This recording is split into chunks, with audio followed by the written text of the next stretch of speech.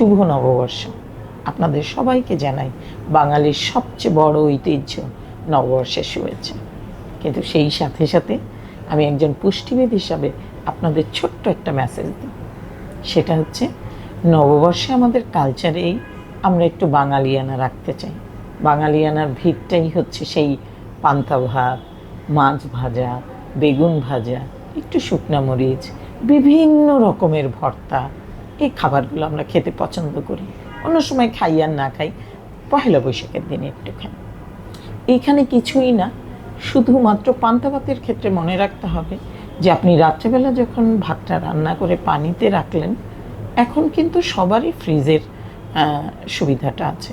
যদি পারেন ফ্রিজে রেখে দেন। কারণ কি?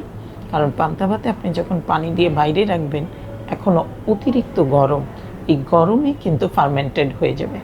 ফার্মেন্টেড হয়ে গেলে আপনার স্টোমাক ওরিয়েন্টেড যে সমস্যাগুলো সেগুলো তৈরি হবে। প্রথমে পেট ফাঁপবে, অ্যাসিডিটি হতে পারে, আপনার ডাইজেশনে সমস্যা হতে পারে, তার থেকে বমি, আবার অন্যদিকে ডায়রিয়া হতে পারে।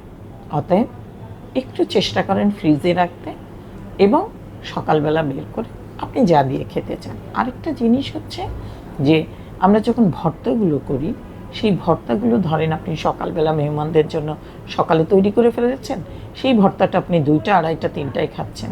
এই ভর্তাটা কিন্তু নষ্ট হয়ে যেতে পারে এই গরমে। অতএব একটু বুঝে শুনে, একটু সাবধানতার ভেতরে আপনি খাবারটা খান। আরেকটা ইম্পর্টেন্ট জিনিস হচ্ছে, প্রচুর পানি খাবেন এই গরমে।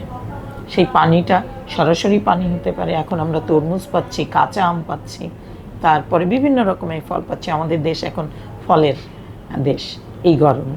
ফলে ফলের জুসগুলো খেতে পারেন, কিন্তু ফলের জুস যখন খাবেন মনে রাখবেন তার ভেতর একটু পানি মিলিয়ে খাবেন, নইলে কিছু নিউট্রিয়েন্ট অনেক বেশি হয়ে আপনার ড্রাউজিনেস চলে আসবে। ভালো থাকবেন, সুস্থ থাকবেন। ধন্যবাদ।